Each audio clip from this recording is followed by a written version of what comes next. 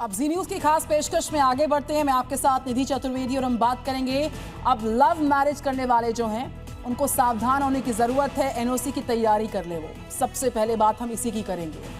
Love marriage करने वाले लोग जिनके लिए शादी से पहले एक एनओसी लेनी अब जरूरी हो जाएगी। बिल्कुल सही, क्योंकि गुजरात में सरकार के एक प्रस्तावित नियम को लेकर बहस शुरू हो गई है। ये जो नया प्रस्ताव है, लव मैरिज करने वाले कपल से जुड़ा हुआ प्रस्ताव है, ये नया नियम है क्या और इस पर इतनी बहस क्यों हो रही है, उसके लिए देखिए जी न्यूज की ये स्पेशल रिपोर्ट।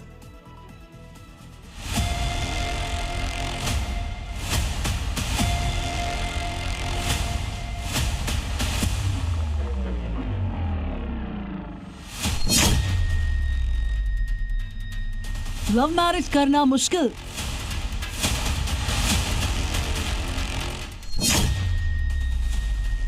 बिना एनओसी नहीं हो पाएगी शादी।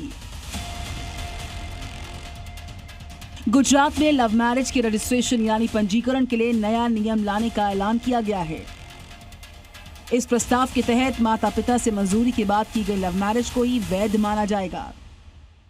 जो लोग घर से भागकर या माता पिता के विरोध के बावजूद लव मैरिज करेंगे, उनकी शादी अवैध मानी जाएगी,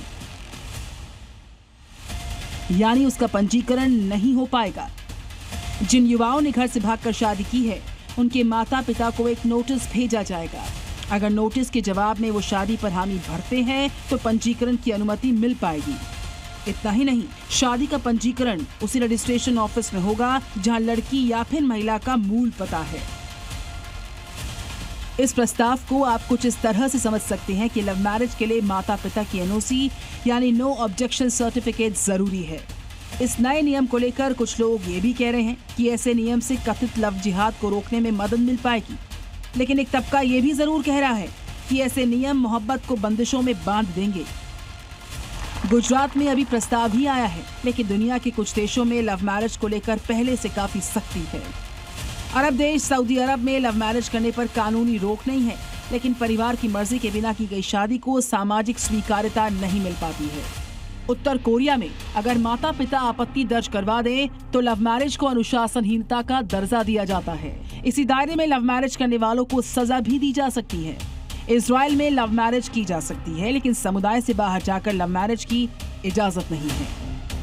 लव मैरिज को लेकर गुजरात सरकार का प्रस्ताव कानून बनेगा या फिर नहीं, यह भी कहा नहीं जा सकता है, लेकिन इश्क एक ऐसा जज्बात है जिसे रोकने पर भी रोका नहीं जा सकता है। इश्क की ऐसी तासीर पर एक शायर ने खूब लिखा है, इश्क को रोकने की कोशिश मत करो, ये वो आग है जिसे बुझाने जाओ तो ये और भड़क उठती है। ब्यूरो रिपोर्ट, जी मीडिया।